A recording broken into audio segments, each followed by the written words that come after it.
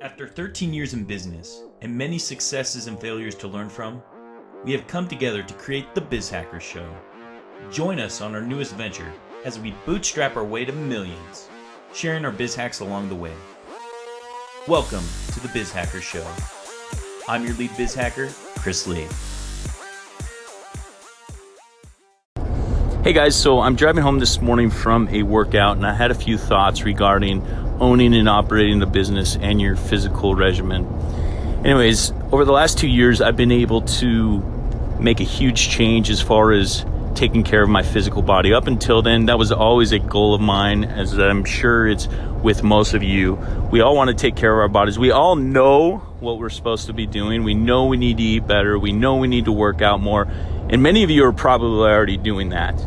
But my thought today is, ever since I've gotten my physical body into better shape, it took a competition that I got into 2 years ago. It's pretty cool with my brother-in-law, his brother, and a handful of other guys. We each put $1,000 into a little competition pot, and we said, okay, whoever can lose the greatest amount of body fat percentage of their original body fat percentage, then that's the champion. And so we did a little 4-month competition. This was 2 years ago, January. So I've been going about this for just north of 2 years.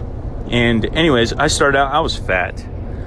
When I went and did my bod pod, I weighed in at 29.3% body fat. It was terrible. I felt horrible about my life because I knew exactly what I was supposed to do. Because in different times of my life, I'd been an athlete. Growing up, I wrestled from age 4 until I graduated from high school. I played football. My dad was always a coach. He was the high school football, high school wrestling coach.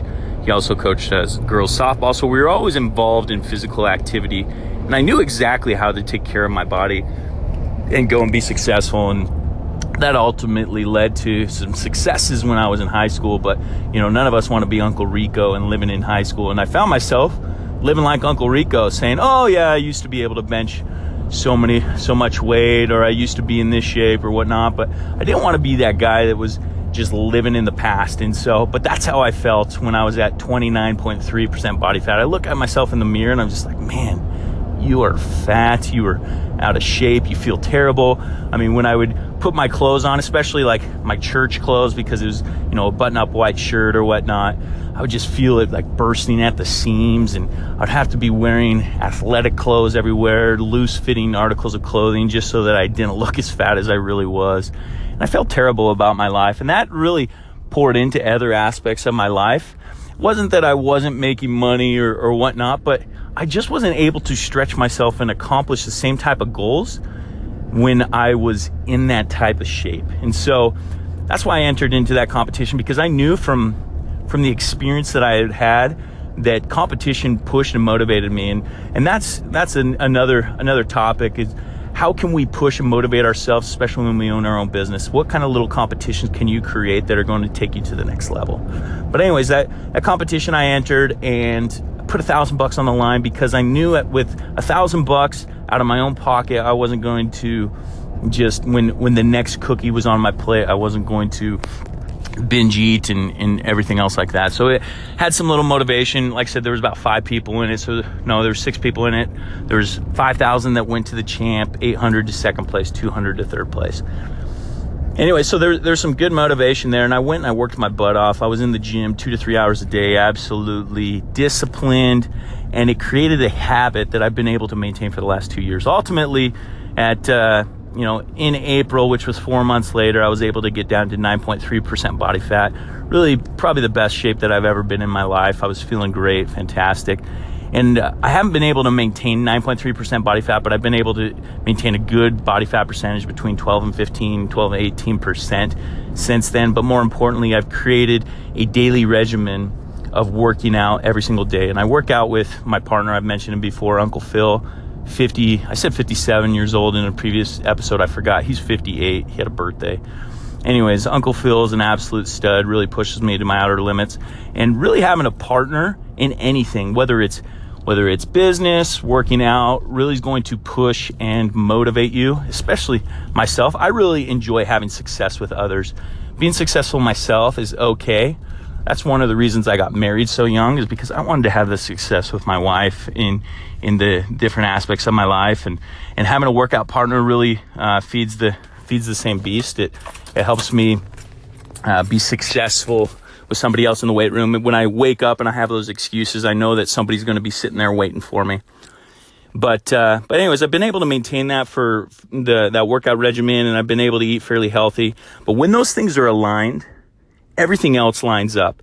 When you go and you accomplish your physical goals, it's way easier to accomplish your business goals, your marketing goals, your relationship goals, your marriage goals, the relationship you have with your kids, whatever it may be, because you do hard things. And one reason I love to work out in the morning is I start out doing something hard every single day. If I work hard in the morning, that's going to pour over into the rest of my regimen throughout the day. I'm going to be more disciplined in my calendar. I'm going to be more disciplined in my studies. I'm going to be more disciplined when I'm marketing.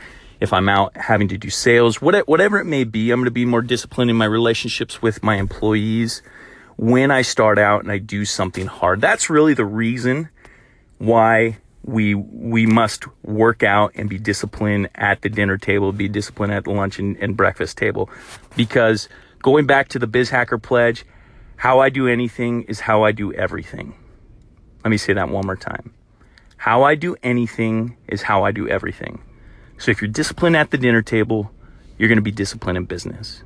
If you're disciplined with the relationship with your spouse, you're going to be disciplined at the dinner table. You can't just isolate your discipline, because no matter how good you are at work, if you are not disciplined at the dinner table, it's going to pour over at least in some minute detail, because your mind isn't able to completely separate all the different aspects of life. It's not able to separate your associations, your spirituality, your education, and your physical fitness. I call that my ASEP. ASEP. My associations, my spirituality, my education, and my physical fitness. If you can discipline yourself in each one of those aspects, like I said, it's going to become a flywheel approach. The flywheel is, once it starts going, it pours into everything, and just the momentum from the previous activity is going to pour into the next activity until it just goes and goes and goes. And you're able to basically produce energy without having to put in that initial startup cost. Anyways, those are my thoughts today. Get your physical fitness in check. It will help you be a more successful business entrepreneur. I found that from my own personal experience. Now, I'm not saying I'm perfect. I still struggle.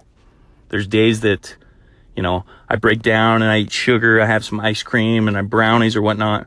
But thank goodness for repentance and the ability to change. Because when we start a new day, we can start over. And it's all about the effort that we put into it every single day.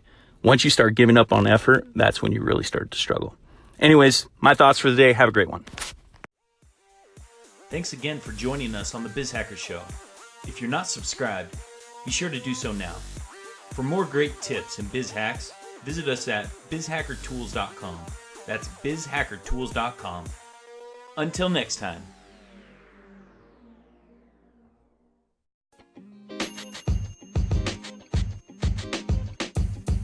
The podcast you just heard was recorded with Anchor. If you want to make your own, download the Android or iOS app completely free from anchor.fm/podcast. That's anchor.fm/podcast.